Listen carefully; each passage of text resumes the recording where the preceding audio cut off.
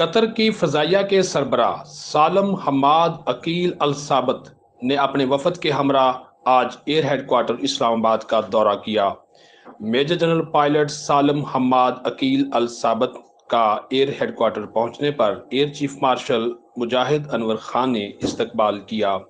پاک فضائیہ کے ایک چاقو چوبند دستے نے انہیں سلامی پیش کی۔ معزز مہمان نے پاک فضائیہ کے شہداء کو خراج عقیدت پیش کرنے کے لیے یادگار شہداء پر پھولوں کی چادر چڑھائی۔